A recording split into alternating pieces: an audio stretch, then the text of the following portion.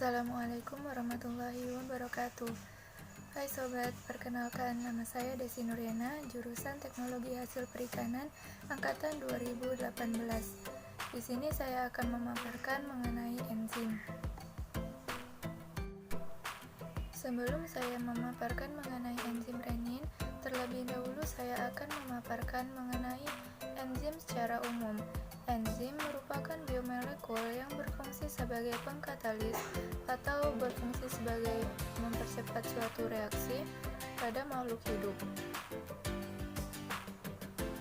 Satu katalisator mampu mereaksikan 2-3 reaksi. Kemudian, enzim juga bekerja secara spesifik, yakni satu enzim bekerja untuk satu reaksi. Selanjutnya, sifat enzim. Enzim aktif dalam jumlah yang sangat sedikit. Enzim tidak mempengaruhi suatu reaksi yang dikatalisnya. Kemudian juga tidak mempengaruhi kesetimbangan reaksi tersebut. Lalu, enzim juga bekerja sangat spesifik. Berdasarkan gambar tersebut, dapat diketahui bahwa enzim bekerja sangat spesifik, yakni enzim akan mencari substrat yang tepat. Kemudian, setelah substrat tersebut ditemukan, maka substrat dan enzim akan bergabung dan terjadilah suatu reaksi. Setelah terjadi suatu reaksi, maka akan membentuk suatu produk. Nah, kemudian produk dan enzim tersebut akan terpisah kembali dan enzim akan tetap menjadi utuh. Nah, sekarang kita akan memasuki pembahasan berikutnya, yaitu enzim renin. Enzim renin merupakan enzim yang mampu mengubah kaseinogen menjadi kasein atau protein susu dan mengendapkan kasein susu tersebut. Enzim renin ini dapat kita jumpai pada lambung manusia dan mamalia. Selain itu, enzim renin adalah enzim khusus yang mencerna protein dan susu lalu memecahnya menjadi peptida agar bisa diuraikan oleh pepsin. Fungsi enzim renin. Berdasarkan cara bekerjanya, terdapat dua jenis enzim. Yang pertama adalah aksoenzim dan yang kedua adalah endoenzim. Aksoenzim adalah enzim yang bekerja atau yang melakukan aktivitas di luar sel, sedangkan endoenzim adalah enzim yang beraktivitas di dalam sel.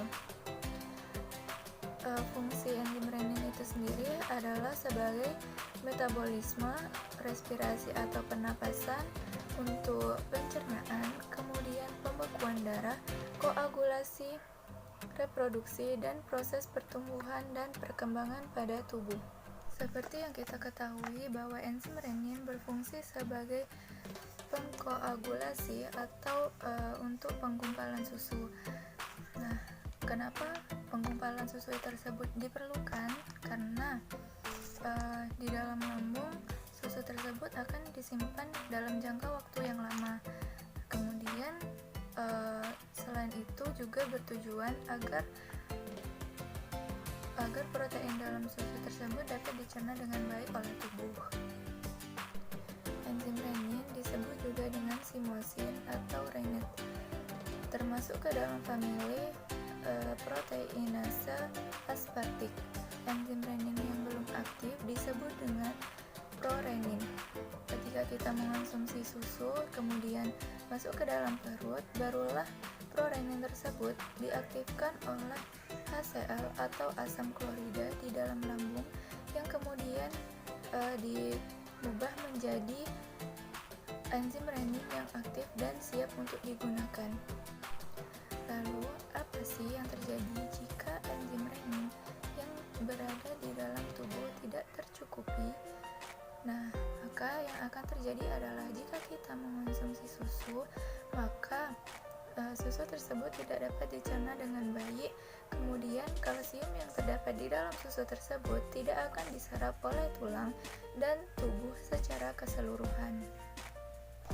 Pada awalnya, penggunaan enzim renin diperoleh dari ekstraksi lambung sapi.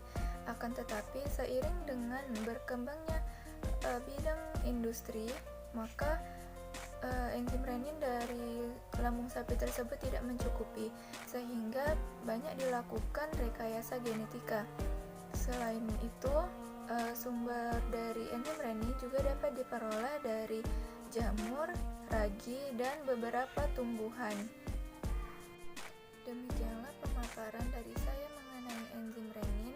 Apabila terdapat kesalahan, saya mohon maaf. Wabillahi taufiq wal hidayah. Wassalamualaikum warahmatullahi wabarakatuh. See you next time.